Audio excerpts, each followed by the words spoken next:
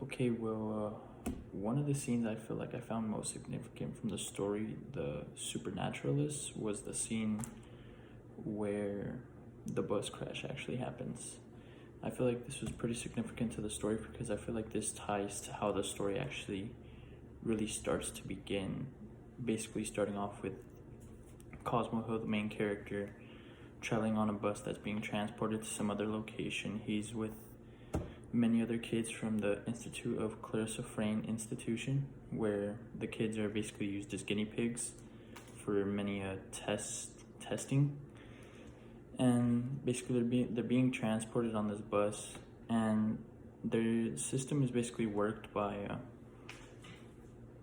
where it really just it's being controlled by a satellite. So the cars really don't need to be driven by people, the cars drive themselves, but a malfunction happens to where the bus actually crashes and causes a collision with many other cars, causing a car pileup. So this leads to Cosmo finally finding his chance of freedom. So once he sees that second of freedom, he really takes it and he escapes. He escapes with one of his closest friends from the institution, who is nicknamed Ziploc.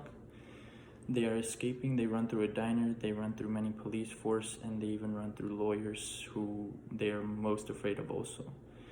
Once they're escaping, they go through a building, they run to the top floor for when it starts raining, and they are suddenly trapped up there by Redwood, who is basically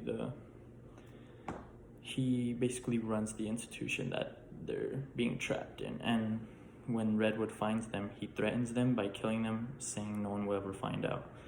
The kids basically know they have no other choice, so they jump from the building, which leads to Ziploc's ultimate demise, with him being shocked, electrocuted to death, and Cosmo living barely with a slither. And when he's realizing he's slowly dying, in his final moments, he sees one of the blue creatures, which comes up to him.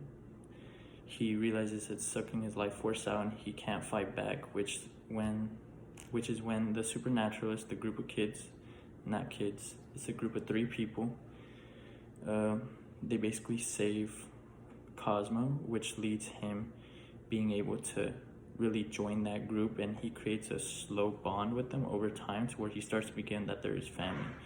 And over time, he really starts to be more involved, and he starts to help the cause by taking out more of these blue creatures that basically suck the life force out of people, which then leads to them all being a band of 4, which is the Supernaturalists, where they try to just prevent these creatures from killing more people.